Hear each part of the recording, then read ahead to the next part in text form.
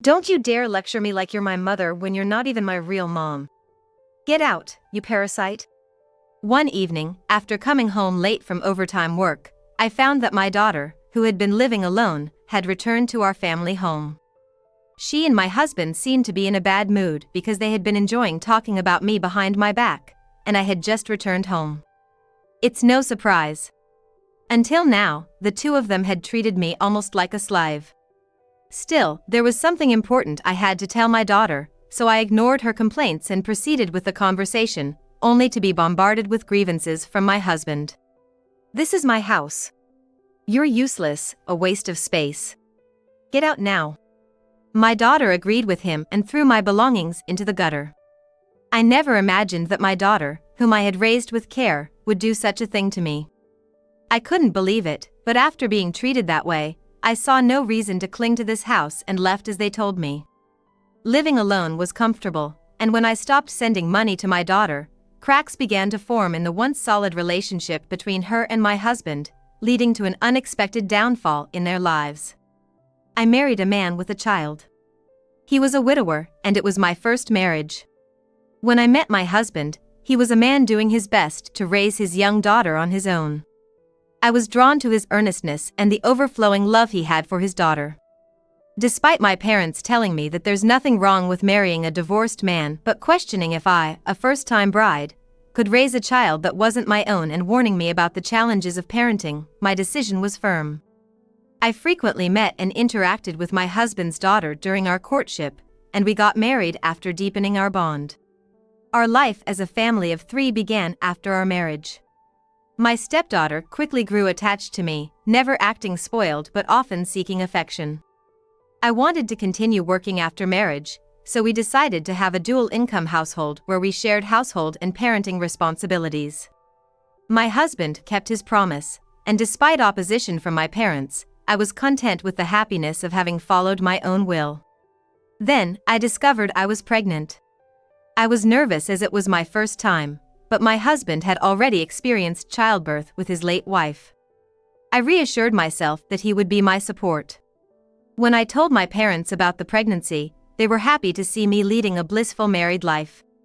They apologized for speaking ill of my husband and stepchild, and though our relationship was mended, I still felt hesitant to rely on them. However, just when I thought my husband and I could support each other through life, something unexpected happened. As soon as my pregnancy entered a stable phase, my husband's attitude changed drastically.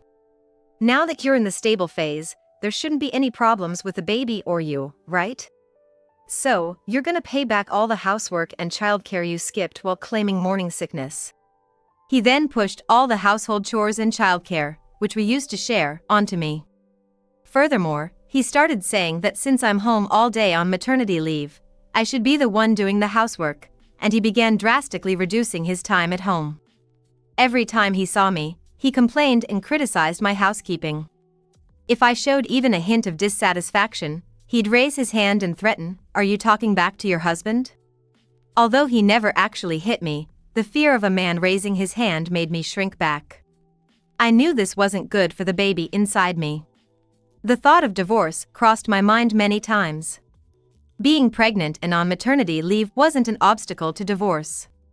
I had the confidence and financial means to raise my child alone if needed. But what would happen to my stepdaughter if I left? She had grown very attached to me, and the desire to raise her myself grew stronger, so I chose to stay and live with my drastically changed husband. I couldn't bear to leave my young stepdaughter with my current husband, fearing for her well-being as both a person and an adult. Once I decided to become her mother. I couldn't let her lose her mother again, so I decided to endure and raise her, even under these circumstances. Later, I gave birth to my son safely. I planned to take maternity leave even after my son was born, but my husband started contributing very little to the household expenses. The amount he provided was nowhere near enough for a family of 4 to live on. When I asked if he would at least cover the children's educational expenses, he said if they were necessary, I should work and pay for them. As my son was gearing up to start elementary school, I realized things just weren't going to work out with the way they were. I gave up my leave and went back to work. Dropping my little boy off at daycare, I worked my fingers to the bone. The last thing I wanted was for my kids to suffer just because their parents didn't make enough dough. I was dead set on avoiding any kind of financial disparity caused by our earnings. So, I started stashing away every penny I could spare for my kids, instead of spending it on myself. I was hoping to hand it over to them when they grew up, just in case they ever found themselves in a bind. This was actually something my folks did for me. On my 20th birthday, they gave me a bank account, saying it was the money they'd socked away for me over 2 decades. I still hold on to it, never having touched a dime. Money's not everything, sure, but in my eyes, it's a clear sign of parental love. My kids kept growing up strong and healthy. Coming home late from work to find they'd already gotten dinner ready, waiting for me, was the best feeling. My husband was still as unpredictable as ever, a ticking time bomb, really. But the love and affection from my kids made all the hardships seem like nothing. Then came the teenage years for my daughter, and boy, did things change. She started getting influenced by stuff she heard from outside and began her rebellious phase. "You're not even my real mom. Stop bossing everyone around like you own the place, just because you got dad to leave."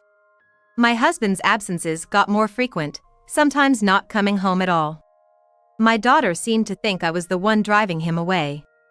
He had a habit of blaming me for anything that didn't suit him, so he probably fed her some story. Even with all that, I kept hoping we'd come to understand each other someday. But as the years went by, the gap between me and my daughter just got wider and wider. This continued even after she moved out for college. When she hit her last year, it was time for her to start considering her job. And that same year, my son got into a state university out of town and started living on his own. I kept sending them both money every month, as my husband was barely chipping in at home. My earnings were the only thing keeping their allowances going. Even after it was just me and my husband, the money he brought in was barely enough to cover our utility bills, let alone groceries. I ended up footing the bill for all our living expenses. The house, which used to feel a tad snug with 4 of us, now felt hollow with just the 2 of us. My husband and I didn't talk much, and when he did, it was usually to take out his frustrations on me. When my son was home, I could distract myself with conversations with him, but now, there was no escape. I couldn't stand it anymore, watching my husband use up the groceries and household items I bought with the money I earned, like it was his right. More and more, I found myself thinking about divorce. One night, after working late, I came home to find the house unusually bright. I knew my husband was home, but then I heard my daughter's voice. She had mentioned something about celebrating her new job at a big company that morning, but it looked like they'd gotten home before me. It was rare for my daughter to be back, but they didn't seem to notice my arrival and were busy bad-mouthing me. They must have been loosened up from the dinner and drinks they had without me. I could have just left them to it, but I had something I needed to talk to my daughter about, so I went into the living room where they were gossiping about me. Seeing me, they were shocked for a moment, but then my daughter got defensive. "What? You got a problem? Can we talk calmly for a second?" "Huh? I've got nothing to talk to you about. I talk to Dad about anything important. Just go away." She grabbed my work bag and threw it into the small pond in our yard through the open window. I couldn't believe she'd go that far, and just stood there, shocked. My husband and daughter started urging me to leave. I thought, maybe I should just go if they're telling me to. I'd been thinking a lot about divorce anyway. When I glared at my husband, asking, "So, you really want me to leave?" He cowered. My daughter got even more upset seeing him back down. "Why are you getting cold feet, Dad? Haven't you been the one paying for everything for me, living in this house, and even sending me money now? This woman is just a useless burden, right? That's what you told me." "I see." So, my husband had been telling these things to my daughter behind my back. Wanting to show off in front of my daughter, he insisted that what she said was true. I was appalled that he could say such things right in front of me.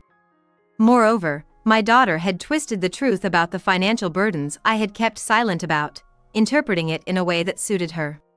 She thought that all the school fees, tutoring, and trendy clothes she could buy at will were all thanks to my husband. When my son entered high school, he started working part-time, saying he would earn his own pocket money. He even tried to contribute a little to the household expenses, saying it wasn't much. Seeing this, my daughter should have understood that we weren't as well off as she thought. But my husband had said that it was too dangerous for a girl to work part-time, and that he would give her the money, so I complied. Additionally, I wasn't too keen on the idea of a high school girl working late at night. The reason I gave her as much pocket money as her classmates who worked was because my husband wanted me to. It was all possible because I managed the household budget to make it happen. I was disgusted by their attitude, taking everything for granted without understanding the situation. I realized there was no point in saying anything to them anymore. I told them I was leaving and placed the divorce papers in front of my husband, already filled out on my end. He seemed surprised when I mentioned this. I had been carrying the divorce papers, ready for when I made up my mind. I packed only the essentials in my travel bag and left the house. I put the bag that was thrown into the pond into a plastic bag and called a close friend who had always been there for me.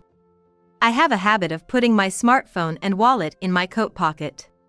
Especially when I'm in a hurry, I tend to do it without thinking. Today, after an unexpectedly long day of overtime work, I rushed home and did just that. Luckily, I have a habit of keeping my phone and wallet in my coat pocket, especially when I'm in a hurry, which saves my valuables. My friend immediately said she would come over. I called a taxi and contacted my son during the ride, telling him that it looked like a divorce was imminent. He said, "You finally made up your mind. It's for the best." Upon reaching my friend's house, I opened up about everything. My friend, who listened silently, then said, "You finally decided to divorce, huh? About time." Then she shared some news with me. I stayed at her place for a few days, but I soon decided to find a new place to live and move out. I returned to the house I had lived in to gather my belongings. I wanted to keep the visit short and also settle the divorce, so I returned with a lawyer. I had told my daughter to come home that day as I had something to discuss with her. My husband and daughter were flustered to see me with a lawyer. In front of my husband, I presented evidence of all the expenses I had covered for my daughter, from school fees and extracurricular activities to her current allowance. Seeing the bank statements showing withdrawals from my income and the household budget since I started living with my daughter, my husband started sweating and looking uneasy. My daughter quickly realized that my husband had been bragging and lying, and she glared at him with contempt. My husband, despised by my daughter, began to shrink further. "Dad never contributed financially, I get that. But that's all in the past. I've landed a job at a major company, so I won't need to rely on you anymore. Let's call it even," she said, adding that it was an adult's responsibility to care for a minor, and it had nothing to do with her. I hadn't shown her these expenses to get repayment, her defiance was within my tolerance. I just wanted to prove that I was the one providing financially.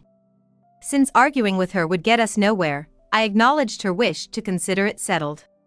Then, I confronted my husband about the alimony. He brazenly denied any wrongdoing that would warrant alimony. However, I had started recording his verbal abuses and rants at a certain point. I had also kept a diary for a long time, noting down the days when he treated me terribly. As I played the recordings and showed him the diary, he recognized some incidents and eventually started covering his ears. It seemed even my daughter couldn't bear my husband's numerous mistreatments anymore, as I could sense hostility in her gaze towards him. "I never thought you'd be the one to say we're getting a divorce. I really do love you. I just didn't know how to show it, and, there's this thing where you end up teasing the ones you love. That's what it was," my husband tried to explain. In my mind, I sarcastically thought, "How old are you again?" Such an excuse might work for a grade schooler, but a man nearing his 50s? "I haven't changed my feelings. I've been devoted to you since we met. I love you. Let's start over, this time I'll pamper you to the point you might get sick of it." Listening to him, I felt like gagging on his cringeworthy lines. I firmly said, "No, my mind is made up," which made him suddenly change his tone. "A woman should just cling to a man. Women exist because of men. He kept spewing misogynistic statements, looking down on women. When I told him I was recording, he seemed aware that this wasn't compliant with today's standards and quieted down. What I just said. I wasn't myself. Sometimes another personality of mine emerges. My real intention is always that I love you. Whether it was his real personality or not, both were equally creepy.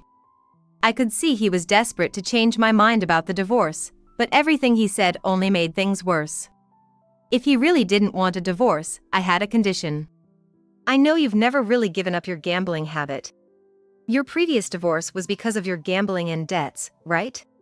He begrudgingly acknowledged I'd done my homework. My daughter, learning for the first time why her biological mother was no longer around, lashed out at him in disbelief. Putting aside my daughter's grievances to be addressed later with her father, I proceeded with our divorce discussion. I might reconsider the divorce if you agree to cover all future living expenses. But remember, if you miss any payments, you won't have meals and might even have to leave this house. He raised his voice. This is my house. Being kicked out of my own house is absolutely absurd. If that's the case, I'll divorce you. In a fit of pride, he not only signed the divorce papers but also agreed to the alimony. It was a typical action driven by pride from my husband, but for me, it turned out to be a conveniently favorable outcome. A few months later, I received an unusual call from my daughter. Speaking in a very sweet tone, asking me to restart the allowance. Her father had apparently turned her away, telling her to earn her own living now that she had left home. Since she had already secured a job, finding time for a part-time job shouldn't be difficult. But if she was in a tight spot without working, I suspected there might be a reason. Did you lose your job offer?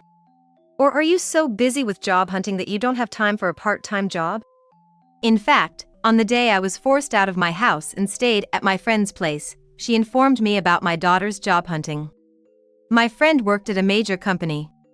And it turned out my daughter had applied there and apparently got an offer. However, the day before I was kicked out, my son had shared some shocking information. He knew my daughter's social media account and occasionally checked what she was up to. He didn't approve of her attitude towards me and wanted to help in some way. That day, he saw a post where she bragged about securing her job offer by flirting with the HR manager.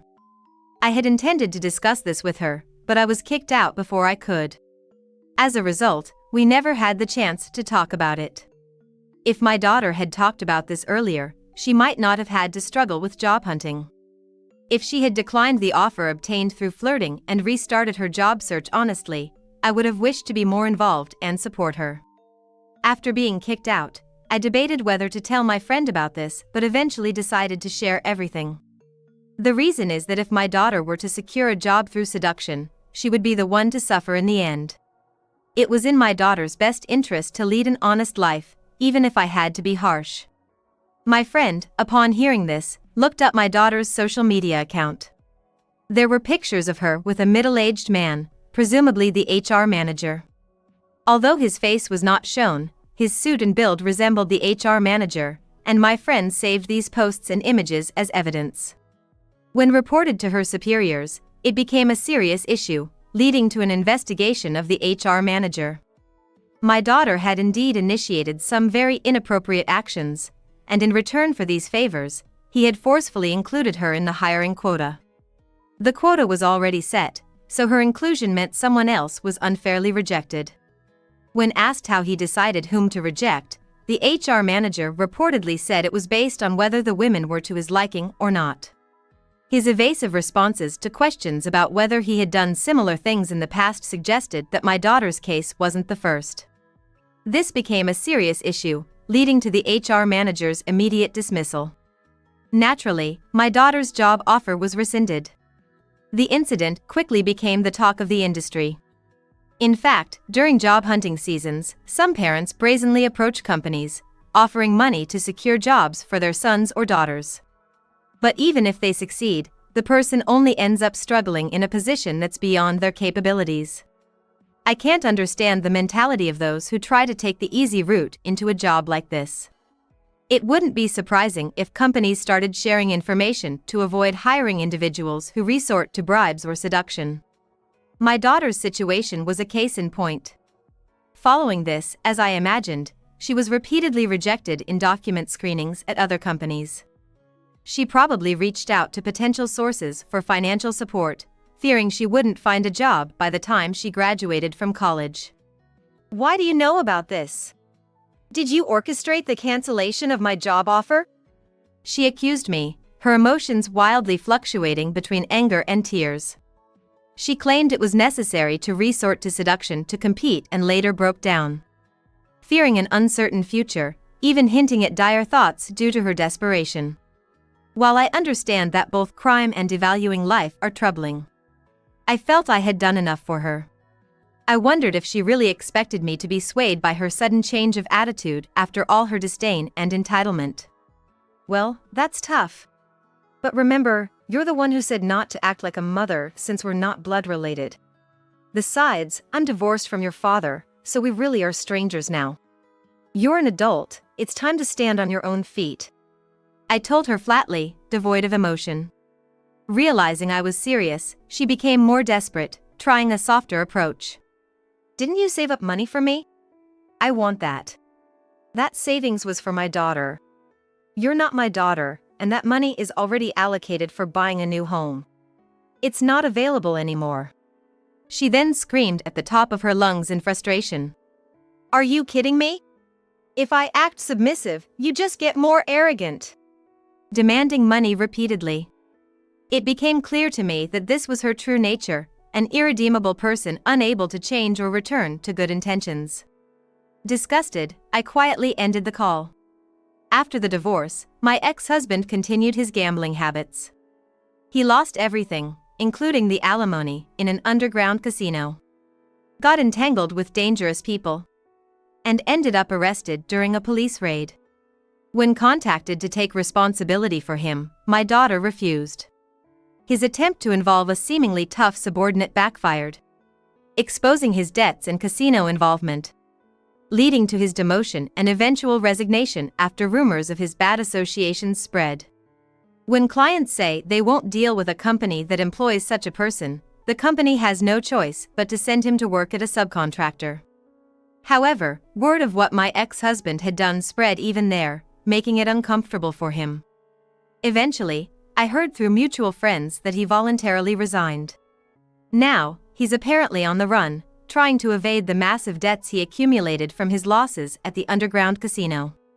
But I suppose this is just the consequence of his inability to quit gambling catching up with him. My daughter, fixated on landing a job at a renowned company, graduated without securing employment. She moved to a cheap, run-down place. The walls are thin, letting in the neighbors' conversations, drafty gaps bring in the cold, and the creaky floor seems like it could give way at any moment. It's a run-down apartment. She's apparently working part-time jobs, but her strange pride causes issues with other employees, leading to her not being able to hold on to these jobs for long. Eventually, she reached out, seemingly wanting to apologize, but it turned out to be another ploy for money. Feeling that it was good to have taken a step back, I thought maybe I could lend an ear to my daughter's story, at least for a little while. I decided to cut off all contact for her own good and for my peace of mind. I've made sure she doesn't know my new address and blocked her number. I thought it would be better for my daughter's independence to maintain this distance. Since my divorce, I've had a personnel transfer, so even if my daughter comes to my workplace, she won't be able to meet me. Just to be safe, I've made sure that no messages from my daughter get passed on to me. With all this, my work has become my main source of fulfillment. As for me, I've found a new purpose in my work and enjoy the peaceful scenery of my new home. Financially liberated from supporting my ex-husband and daughter, I feel more relaxed and consider spending more on myself. My son even offered to take me on a trip with his earnings, giving me something to look forward to. Nowadays, I'm living my days to the fullest, cherishing my newfound independence and tranquility.